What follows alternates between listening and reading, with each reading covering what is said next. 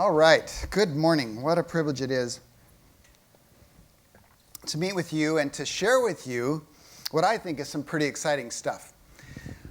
To be transparent and fully disclosing, I'll remind you that this is a hospital that has been around for 110 years, has always been a place of faith. It was built on a foundation that God is the healer and we are the gloves on that healing hand. So I don't want to be bashful about that because that's who we are and how we believe.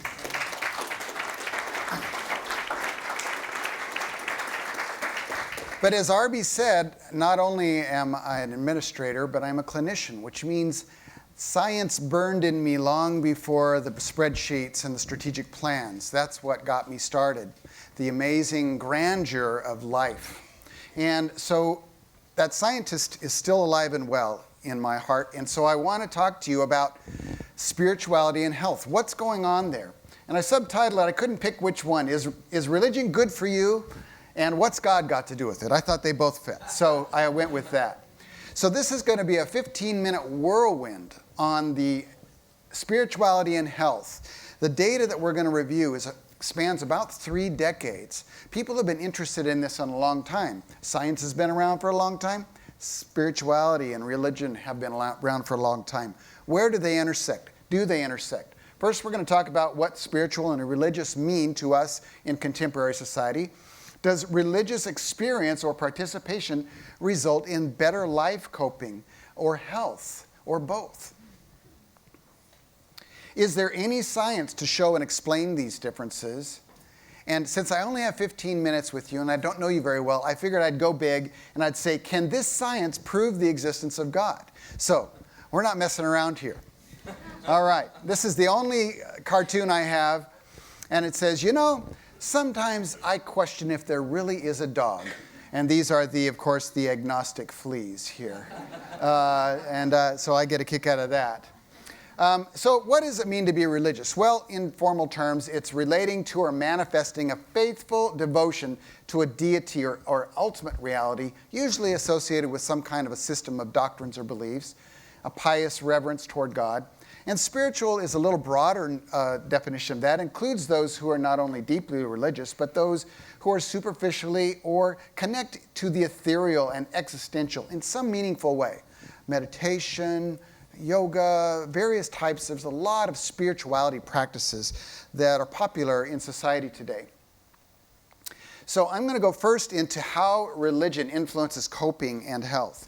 And we're going to talk about some very specific studies, but we're also going to review meta-analysis. For those of you that aren't familiar with the term meta-analysis, it's really the study of studies, where you take a lot of studies, as many as you can find, and then you identify what are the ultimate findings, and where do those agree or disagree.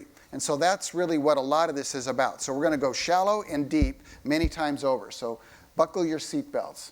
First, let's talk about the religious coping that happened something we all experienced 9/11. What happened is that the researchers dove into that national tragedy to try to understand, okay, we haven't seen something like this since Pearl Harbor. How do people cope? And what they found was that the number one thing that they did to cope was talking with others, trying to make sense of it all, just being part of a community. But the second most important, and 9 out of 10 people went to religion to identify meaning, find comfort, find courage, decipher all this chaos that was going on around them. I wonder why that is. There's a lot of other tactics there, but religion was number 2 at 90%. We heard a presentation just now about the elderly. And the elderly in this particular study, back in 1988, identified that well-being was highly correlated with religious participation. Now, they called this intrinsic religiosity. That's a funny term, but, researchers do weird things like that. But this is the well-being scale. And what they found was that with church attendance or low religiosity, those people, and there was plenty of them in this study, identified as a lower sense of well-being. And as they went up in quintiles, or the quartiles of religious and church attendance, their sense of well-being went up very substantially and measurably. What about depression and well-being and religion? How do those correlate? Well, religious involvement is related to greater well-being and happiness in There's 326 studies out there on this in the last few decades. Well, actually between 1872 and 2010. So it's over 100 years. People have been studying this stuff. And 79% of those correlated with a religious involvement and a sense of well-being and happiness. Now, I'm going to point out that 3 of those said that religion actually made you less happy. But that's only 1%. So it's pretty small, and when you look at the weight of that evidence, it suggests that religious involvement does produce a happier person in general. There's also correlation at a little less correlation. 61% of 444 studies showed that there was less depression and faster recovery from depression with a religious component to that person's experience in life. Here's one of those studies where it was the probability of non-remission of depression, 845 medical inpatients, and what they identified was that the highly religious individuals were less likely to stay depressed, and that the less religious were more likely to stay depressed. It didn't say that everybody, that religion actually rescued them completely from their depression. But there was a significant measurable statistical correlation between that. And when you see this P and a bunch of zeros, just give it this way. More zeros, the more correlated the data is. This is a p-value of 1/5,000, 10,000, something like that. Anyway, it's a high p-value. Another fascinating study, this is very recent, just 2014, where they actually went in and identified through brain studies the thickness of the cortex. There were some people that said, now is the brain any different in people that are highly religious versus people that it's not very important? Well, fascinating study that showed, and this is in the Journal of American Journal of Psychiatry, so it's not a lowbrow journal by any means.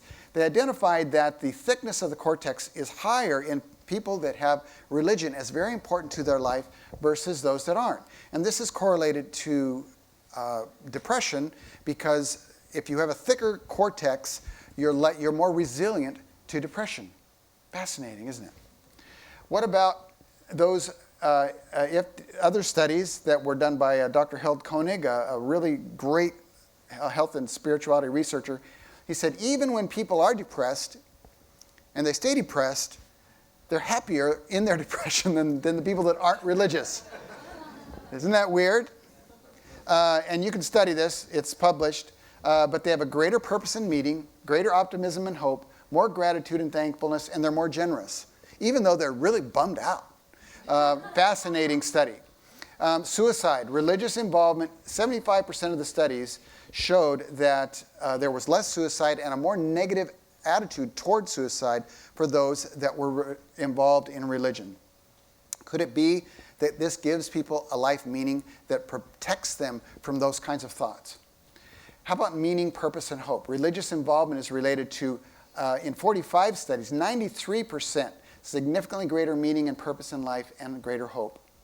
Alcohol and drug abuse, huge scourge to our society. Religious involvement in these 278 studies showed that 86% of them had significantly lower rates of alcohol and drug abuse for those involved in religion, especially among the young. And I can attest to that. I was a child that was quite steeped in substance abuse in my teen years, and when I found faith, that was the remedy, the antidote to my desire for mind-altering substances. Forgiveness, altruism, and gratitude are also highly correlated with religious involvement. More forgiveness, volunteerism, and there's only 5 gratitude studies, but 100% of those showed that people that are involved in faith are more grateful in general. Fascinating stuff. And social support as well. Domestic, divorce, single-parent families, there are of 79 studies. I know that we hear that people of faith get divorced as often or even more. Well, this is a meta-analysis, 79 studies, 86% of them showed that there was greater stability and less divorce in people of faith.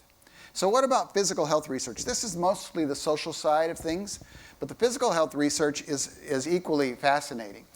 In the immune and endocrine functions, IL-6 is an immune response chemical that correlates with your immune response. The higher your IL-6, the more your body is likely to be reactive to external stimuli and therefore create inflammatory responses. Inflammatory responses create things like irritation of the inside of your blood vessels, which create things like atherosclerosis. Right, Dr. Nahapetian?